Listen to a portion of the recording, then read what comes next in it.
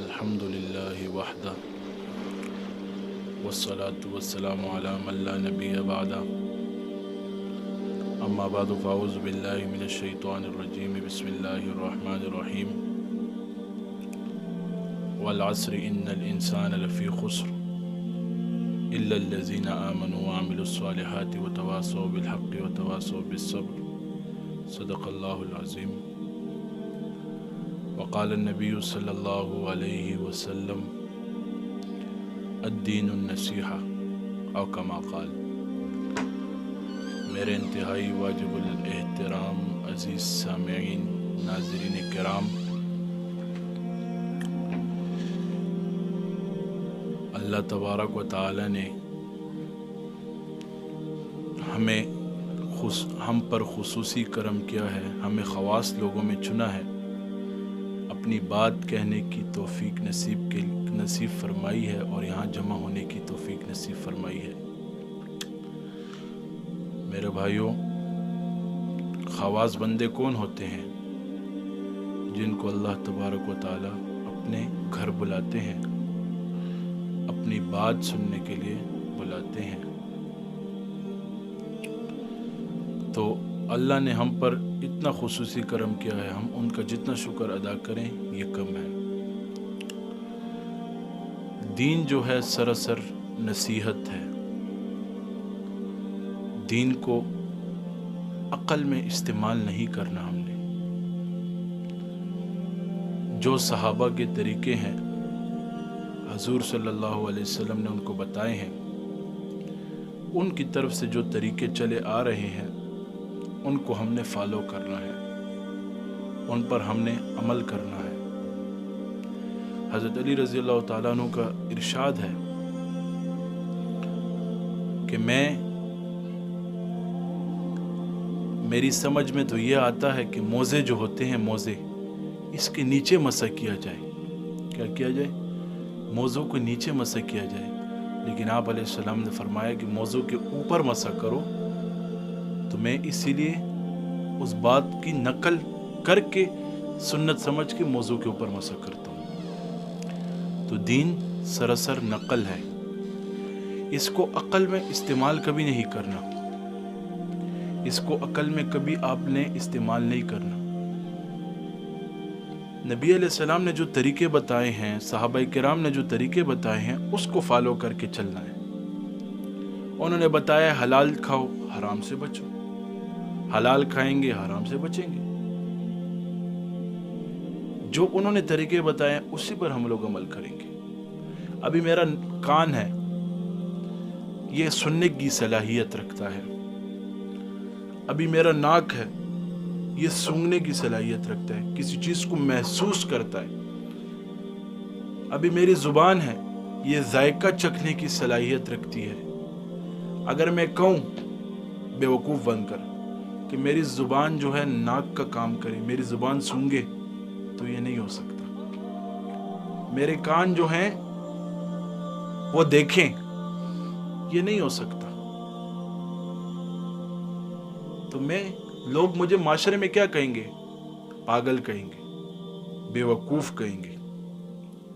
اگر میں یہ کہنا شروع کر دوں کہ میرے کان جو ہیں یہ ذائقہ چکھیں، میری آنکھیں جو ہیں سنیں، آنکھیں دیکھ، جو چیز جس لمٹ میں ملی ہے ہمیں، آنکھیں جو ہمیں ملی ہوئی ہیں دیکھنے کے لیے ملی ہوئی ہیں۔ شیشے میں ہم کھڑے ہوتے ہیں، خود کو دیکھ لیتے ہیں۔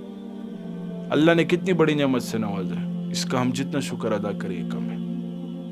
کان ہمیں ملے ہوئے ہیں سننے کے لیے، اس پر ہم اللہ کا جتنا شکر ادا کریں یہ کم ہے۔ اللہ کی نعمتوں کا شکر ادا کیا کرو۔ امام ابو الحسن شاذلی رحمۃ اللہ علیہ فرماتے تھے کہ اللہ کی نعمتیں آپ پر کب زیادہ ہوں گی، وہ نعمتیں آپ پر کب اضافہ کریں گی، جب آپ خود کو معاشرے میں سب سے انعام یافتہ سمجھو گے۔ انعام یافتہ کا مطلب کیا ہے؟ اللہ نے مجھے جو دیا ہے سب سے بہتر دیا ہے، اللہ نے جو مجھ پہ کرم کیا ہے سب سے بہتر کرم کیا ہے۔ ایک ماں جو ہوتی ہے اپنے بچے کا کتنا خیال رکھتی ہے. اللہ تبارک و تعالیٰ تو ہم سے 70 ماؤں سے زیادہ بڑھ کر پیار کرتے ہیں. تو آیا وہ ہمارے بارے میں کوئی غلط سوچ کر سکیں گے؟ نعوذ باللہ. وہ ہمارے لیے وہی، ابھی ایک بندہ چاہتا ہے مجھے پراڈو مل جائے، مجھے V8 مل جائے، گاڑی کے نام ہے، مجھے ہائی سے ہائی بنگلہ مل جائے، لیکن جب تک اس میں شکر کا مادہ نہیں آتا اس کو یہ چیز نہیں ملتی.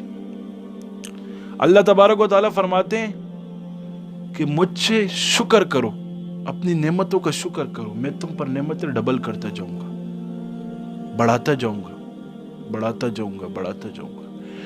ایسے لوگ بھی موجود ہیں جو باہر رہتے ہیں، روڈوں پر رہتے ہیں، ان کے گھر نہیں ہوتے، کہتے ہیں اپنے سے کم لوگوں پہ نظر رکھا کرو، تم اپنی نعمتوں کا خود بخود شکر ادا کرنا شروع کر دو گے.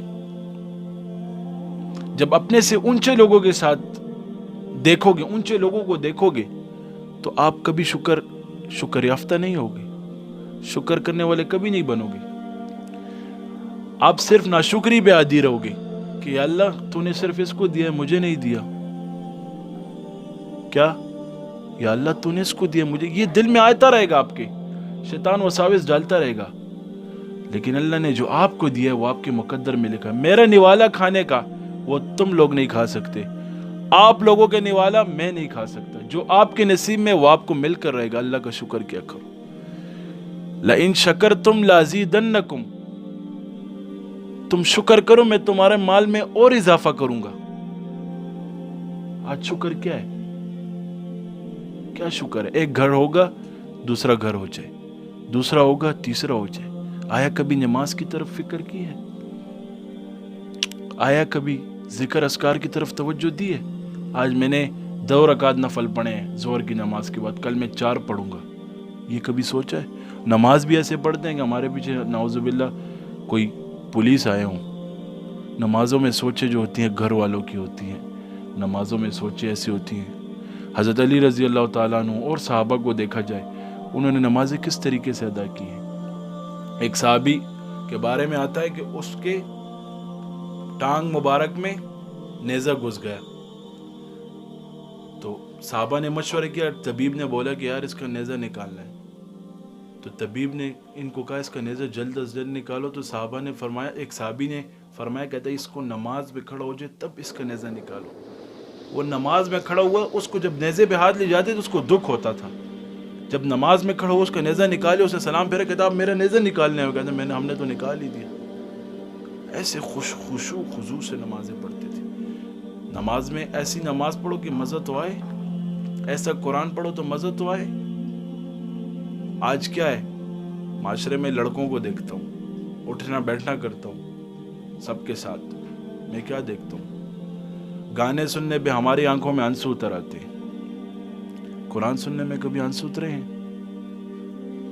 ہمارے دل کیوں مردہ ہو چکے ہیں؟ آج میرا دل کیوں سخت ہو چکا ہے؟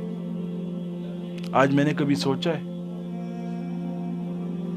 وہ ایک مجھے کہہ رہا تھا، کہتے کہ ایسا گانا آپ کو سناؤں گا، اس کا ایک شعر کہ آپ کا دل کو چھو جائے گا. میرا ایک دوست تھا، تو میں نے اس کو کہا افسوس ہے تم پر، تم مجھے بول دے میں قرآن کی ایسی آیات تو میں سناؤں گا کہ تمہارے دل چھو جائے گی. آج ہمیں قرآن کی نعمت سے اللہ نے نوازا ہے. قرآن تو ہمارے گھروں میں الماریوں میں پڑا ہوتا ہے، اس کو کوئی اٹھاتا نہیں ہے.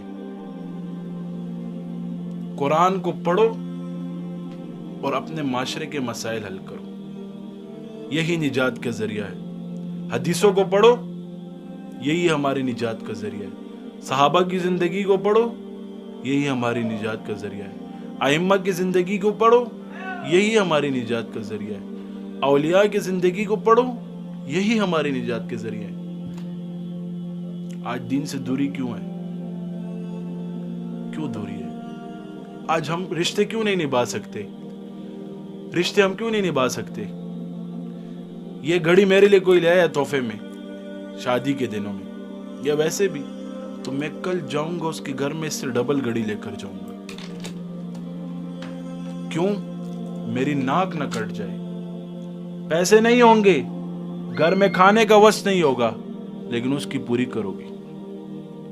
اس کے لیے لازمی لے جاؤ گے. عورتوں میں کیا دیکھتا ہوں, ایک شادی میں جائیں گی, یہ سوٹ پہن لیا, دوسری شادی میں بل وعدہ کے زدہ سوٹ نہ چو ولی اغل لیدلیم زا اخل کو زدے سوٹ کے لیدلیم نو غریب سڑی با جون سنگا گران بشی یا نہ بشی, غریب سڑے بسنگا جون تیری. عورتوں کو کیا چاہیے, اپنے خاوندوں کی ان کے روزگار کو دیکھ کر, ان کے معاملات کو دیکھ کر قدم اٹھاؤ. صحابہ کی, صحابیات کی آپ لوگ زندگی پڑھو کہ انہوں نے رشتے کیسے نبھائے ہیں اور کون کون سا رشتہ ضروری ہے اور کون کون سا ضروری نہیں. آج ہم غیر ضروری رشتوں کے پیچھے پڑے ہوتے ہیں. جو ضروری رشتے ہیں ان کو نبھاؤ, رشتہ داری مت توڑو. رشتہ قطع کرنے والا جہنمی ہے, حدیث شریف میں آتا ہے. مفہوم ہے رشتہ ختم کرنے والا, قطع کرنے والا, قطع تعلق اختیار کرنے والا جہنمی ہے. ضروری رشتے, غیر ضروری رشتے نہیں. جس پہ اللہ نہیں پکڑتا وہ رشتے نہیں اپنانے چاہیے. صحیح ہے, سامنے ہو جائے رشتے بس صحیح ہے, لیکن جو اللہ نے فرمائے بہنوں کے ساتھ کرو, بھائیوں کے ساتھ کرو, چاچے کے ساتھ کرو, جو معاشرے کے جو آپ کے ساتھ کھڑے ان کے ساتھ کرو, وہ رشتے آپ کو کل فائدہ تو دیں. تو میں ساری بات جو کر رہا ہوں, الدین النصیحہ, دین سراسر نصیحت ہے. اور لئن شکرتم لازیدنکم, میرا موضوع یہی ہے, شکر گزاری پر. میں اپنے موضوع پر دوبارہ آنا چاہتا ہوں. شکر کرو گے مال زیادہ ہوگا, ناشکری کرو گے مال کم ہوگا, تو تیرے پاس جو ہے وہ بھی چھینا جائے گا. تو عورتوں کا کیا مثال ہے, ایک شادی پہ جائیں گی, میں نے یہ کپڑے پہنے دوبارہ نہیں پہنوں گی. اس شادی میں جا رہی ہوں, شوہر کو تنگ کریں گی, نہیں وہ میرے لیے 2000 کا سوٹ لایا ہے, تم میرے لیے 2500 والا سوٹ لاؤ گے, نہیں یہ 2500 والا سوٹ لاؤ گے اور لے جاؤ گے. آج ختموں سے رواجیں بن گئی ہیں, قرآن سے رواج بن گیا ہے. قاری کو 1 روپے فیس نہیں دیتے, وہ ختم میں تم لوگ دیگے بناتے ہو. خوشی مناؤ, قرآن پہ خوشی مناؤ, حدیث کی خبر ختم ہو, خوشیاں مناؤ, لیکن جو آپ کو پڑھا رہے اس کی بھی تو خیال رکھو. آج اس مجلس میں مفتی صاحب موجود ہیں, آپ لوگوں کی مسجد میں کتنا چند آتا ہوگا. کل آپ صحیح اچھے کپڑے پہن لو, یا میں آج الحمدللہ ثم الحمدللہ تاجی سے نعمت کے طور پر حضرت تاجی سے نعمت کی تو حضرت کی برکت ہے, اللہ نے مجھے ایسا نوازا ہے, میں کیا بتاؤں. میں صحیح کپڑے پہن لوں, کل مجھ پہ کیا ہوگا. میرے پاس تو مدرسہ وغیرہ نہیں ہے, میرے پاس کچھ نہیں ہے, لیکن علماء متممین جب صحیح کپڑے پہن لے تو کیا ہوتا ہے. قاری اچھے کپڑے پہن لے, اچھی ٹوپی پہن لے, اچھی گھڑی پہن لے, پھر کیا ہوگا, دے پچندوں پیسوں مخ کرا لو. عمدہ غسی بھی مفتی سے بھی ہے نا, یہ چندوں کے پیسوں سے آگے آیا ہے. آج اس نے جو مال بنایا ہے کس سے بنایا ہے, چندوں کے پیسوں سے بنا لیا ہے. یہی باتیں چلتی رہتی ہیں. پھر علماء جب گندے کپڑے پہن لیتے ہیں وہ کیا بولتے ہیں, کہتا سنگھ کھڑ پڑ ملاؤ. تو آپ عالم کو ایک حال میں نہیں چھوڑتے, جب عالم یا قاری اچھے کپڑے پہنتا ہے اس میں آپ کی آنکھیں چپتی ہیں. جب عالم یا قاری اچھا لباس پہنتا ہے اس میں آپ کی آنکھیں چپتی ہیں. جب گندا لباس پہن جاتا ہے اپنے وس کے مطابق اس میں بھی آپ کی آنکھیں چپتی ہیں. تمہاری مثال کیا ہے, جمعدار کی ہے. تم نے صرف گٹر دیکھا ہوا ہے, صفائی نہیں دیکھی ہوئی. کیوں, صرف تمہارے.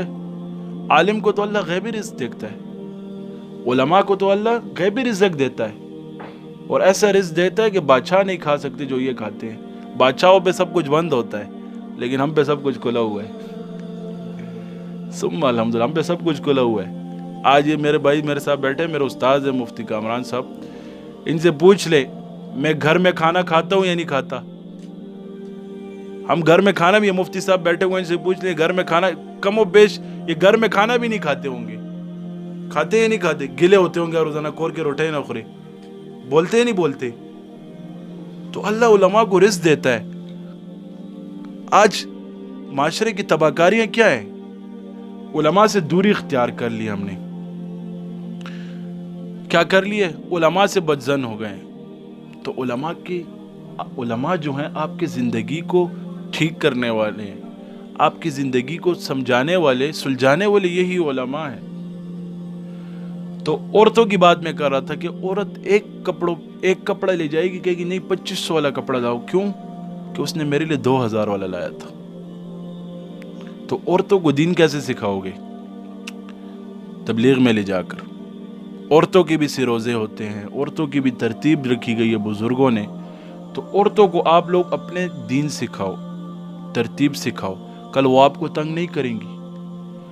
آپ نے ان کو ابھی عادی کر دیا تو آپ ان کو نبی علیہ السلام کی صحابیات کی زندگی بتاؤ کہ یہ زندگی ہے اور اس پر آپ نے عمل کرنا ہے. میں آپ کو واللہ کہتا ہوں, قسم سے کہتا ہوں, قسم اٹھا کر کہتا ہوں کہ زندگی ختم ہو جائے گی. آج میری 20 سال عمر ہو گئی, مجھے نہیں پتہ چلا کہ میری عمر کیسی گزری ہے. یہ اکثر مدرسوں کے تذکرے کرتے رہتے ہیں دوست احباب, میں ان کو کیا بولتا ہوں, یہ کل کا دن تھا.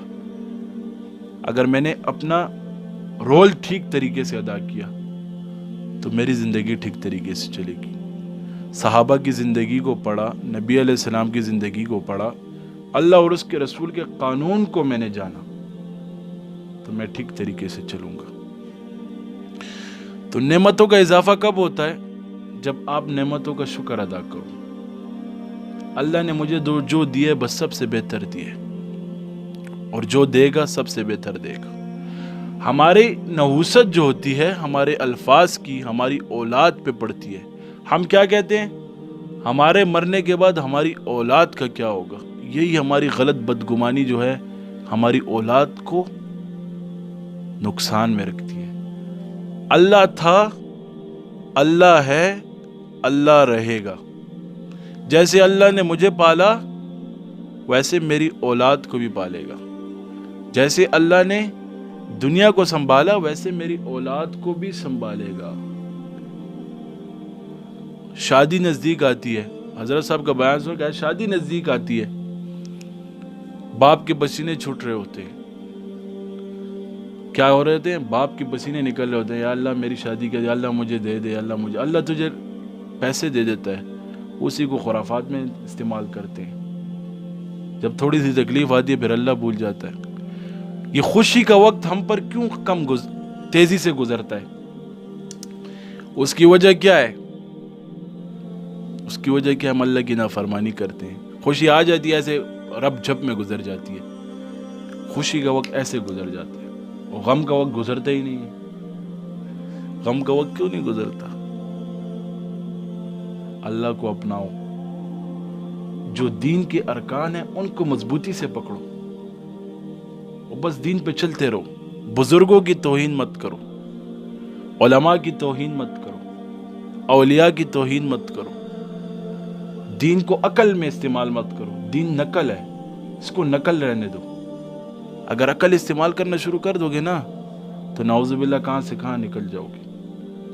دین کو عقل میں مت استعمال کرنا, نقل میں استعمال کرنا.